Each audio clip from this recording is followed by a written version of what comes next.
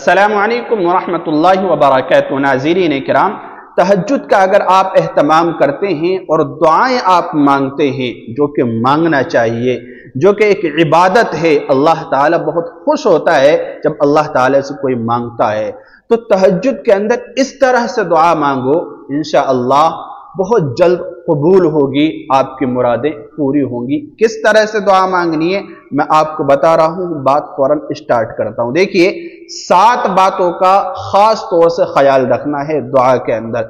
جب بھی آپ دعا مانگیں، چاہے تہجد میں یا نمازوں کے بعد، کسی بھی عبادت کے بعد، دن میں جہاں کہیں بھی آپ دعا مانگیں، تو ان 7 باتوں کا دعا مانگتے ہوئے لازمی طور پر خیال رکھیں، انشاءاللہ وہ دعا آپ کی رد نہیں ہوگی۔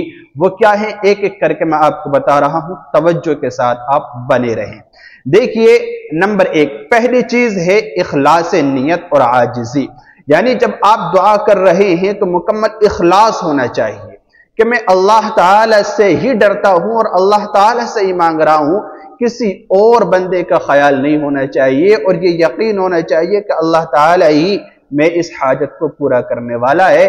یعنی عاجزی ہونی چاہیے دل کے اندر کہ میں بہت کمزور ہوں، کمتر انسان ہوں، میں بہت زیادہ ضرورت مند ہوں، تو عاجزی ہونی چاہیے، نیت کے اندر اخلاص ہونا چاہیے، کیونکہ انما الاعمال بالنیات، سارے اعمال کا دار و مدار جو ہے وہ نیت پر ہے۔ اگر نیت اچھی ہے، اللہ تعالی کی رضا کی ہے، تو پھر عمل آپ کا کوئی بھی ہو، انشاءاللہ نیک عمل بارگاہ الہی میں قبول ہوگا۔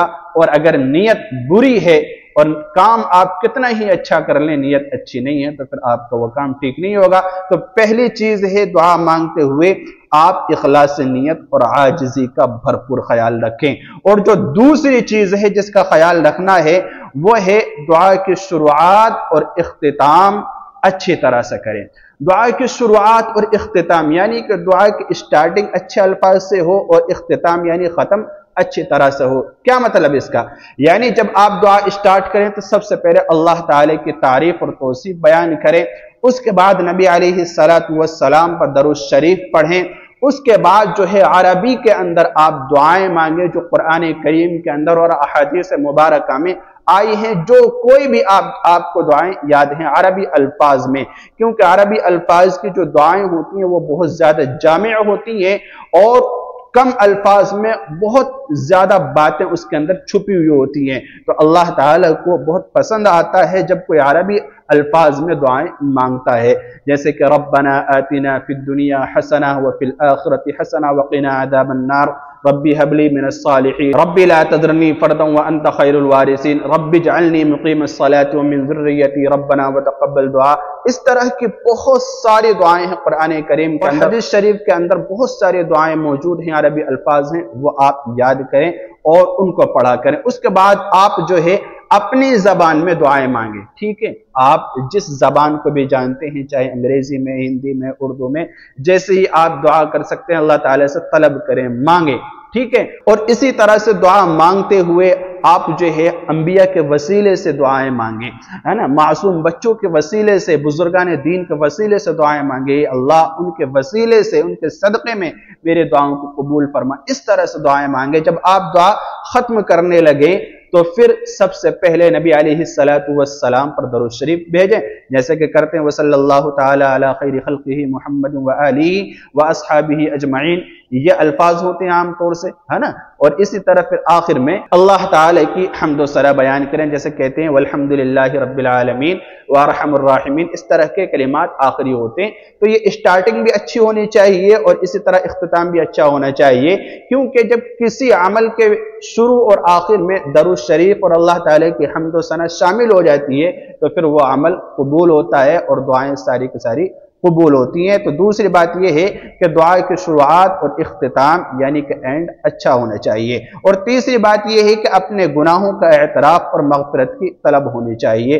جب ہم دعا کر رہے ہیں تو ہم اپنے گناہوں کا اعتراف کریں، اللہ میں بہت گناہ گار بندہ ہوں، مجھ سے فلاں جگہ غلطی ہوئی، میں بہک گیا تھا، یقیناً مجھ سے گناہ ہوئے ہیں، مجھ سے خطائیں ہوئی ہیں، تو آپ اپنے گناہوں کا اعتراف کریں اللہ تعالیٰ کے سامنے، اور یہی نہیں مغفرت کی طلب کریں، اے اللہ अल्लाह मुझसे गुनाह तो हो गए, ए अल्लाह आप माफ़ करने वाले हैं, लिहाजा बख्श दीजिए, मेरे गुनाहों को माफ़ कर दीजिए।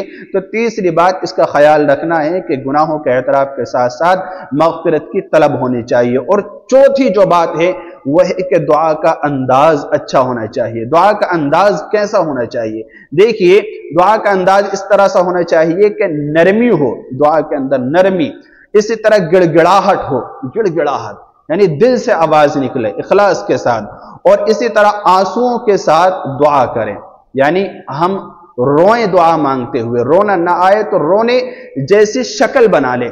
इसी तरह जैसा कि नबी अलैहिस्सलातु वस्सलाम रात को दुआ करते वक्त रोया करते थे, और हाथ उठाकर दुआ करना भी मसनून है। हाथ उठाकर दुआ करें, अल्लाह ताला से मांगें, अल्लाह ताला से तलब करें, और बैठकर भी आप दुआ कर सकते हैं, सजदे के अंदर भी आप दुआ कर सकते हैं, क्योंकि सजदे की हालत में बंदा अपने रब से सबसे ज्यादा करीब होता है और अल्लाह अपने बंदे के सबसे ज्यादा करीब होता है। तो आप जो है इस तरह से दुआएं मांगे, इन बातों का ख्याल करें, ये अंदाज होना चाहिए दुआ मांगते हुए। इसी तरह से जो पांचवी बात है वह है जबान और दिल की मुताबकत, यानी जो हम जबान से अल्फाज कह रहे हैं ना वो दिल से निकले। ऐसा नहीं कि हमारे दिल के अंदर ख्यालात कुछ और हैं, दिमाग कहीं और है और जबान से हम अल्फाज कह रहे हैं। सिर्फ दुआओं को पढ़ना और दुआओं को जबान से कहना मकसूद ना हो, बल्कि वो आवाज दिल से निकले, जो हम जबान से कह रहे हैं वो दिल के अंदर भी हो, हमारी नीयत के अंदर भी हो, हमारे दिल और दिमाग में वही चीज होनी चाहिए,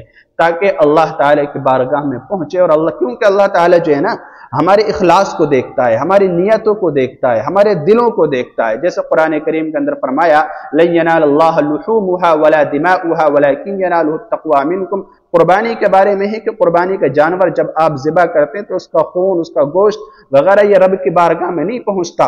वलाकिन यनालुहु तक़वा मिनकुम, अल्लाह ताला तुम्हारे तक़वे को, तुम्हारी नियतों को देखता है। तो असल चीज है तक़वा, यानी दिल और जबान के अंदर मुताबकत होनी चाहिए। और इसी तरह जो छठी बात है जिसका ख्याल रखना चाहिए दुआ मांगते हुए, जैसा कि मैंने पहले ये बताया कि अरबी अल्फाज में दुआएं मांगनी चाहिए। कुछ दुआएं मैं बता रहा हूं, मखसूस दुआएं जो नबी अलैहिस्सलातु वस्सलाम की सिखाई हुई दुआएं हैं, उनको हर दुआ के अंदर शामिल करना चाहिए। बहुत छोटी छोटी दुआएं हैं, मैं स्क्रीन पर भी आपको दिखाऊंगा, आप उनको याद कर लें, स्क्रीन शॉट लेकर रख लें। देखिए, पहली दुआ है अल्लाहुम्मा इन्नी अस्अलुकल अफ़्व वल आफिया। बहुत ही प्यारी दुआ है, ए अल्लाह मैं आपसे अफ़्व दरगुजर का और आफियत का सवाल करता हूँ। कितनी प्यारी दुआ, ये आप मांगा करें। इसी तरह रब्बना आतिना फिद दुनिया हसना व फिल आखिरति हसना वक़िना अज़ाबन्नार। ए अल्लाह मेरी दुनिया भी बना दीजिए, आखिरत भी संवार दीजिए, और आखिरत में अज़ाब दोज़ख से मेरी हिफाजत फरमाइए। तो कितनी अच्छी दुआ है, यह आप याद कीजिए, इसको मुस्तकिल मांगिए। इसी तरह एक और दुआ मैं आपको बता रहा हूँ मुस्तकिल मांगने के लिए, अल्लाहुम्मा ग़फ़िरली वरहमनी वहदिनी वआफ़िनी वरज़ुक़नी। ए अल्लाह आप मेरी मग़फ़िरत फरमा दीजिए, वरहमनी मुझ पर रहम फरमा दीजिए, वहदिनी मुझे हिदायत नसीब कर दीजिए, वआफ़िनी मुझे आफ़ियत नसीब कर दीजिए, वरज़ुक़नी और मुझे रोज़गार, मुझे रिज़्क़ अता फरमा दीजिए। कितनी जामे और बेहतरीन दुआ है, तो इनको मुस्तकिल पढ़ना चाहिए। तो ये 6 बातें हो गई। और 7वीं जो बात है जिसका ख्याल रखना ज़रूरी है दुआ के जल्दी कबूल होने के लिए, वो है वक्त का इंतखाब। वक्त का इंतखाब तो हम करते ही हैं, यानी रात और दिन में सबसे बेहतरीन वक्त वो है जो तन्हाई का वक्त है, और वो सबसे बेस्ट वक्त है तहज्जुद का वक्त। रात बहुत लंबी होती है, आप चंद रकात तहज्जुद की पढ़ें, उसके बाद इस अंदाज से आप दुआ मांगे, इस तरह से दुआ मांगे, इंशाअल्लाह आपकी हर दुआ कबूल होगी। रब्बे ज़ुल जलाल आपकी हर इल्तिजा पर, आपकी हर दुआ पर, आपकी हर तलब पर कुन की मोहर लगा देगा, कबूलियत की मोहर लगा देगा, और इंशाअल्लाह आपकी बिगड़ी बन जाएगी। तो मुझे भी दुआओं में याद रखिएगा। अस्सलामु अलैकुम व रहमतुल्लाहि व बरकातहू।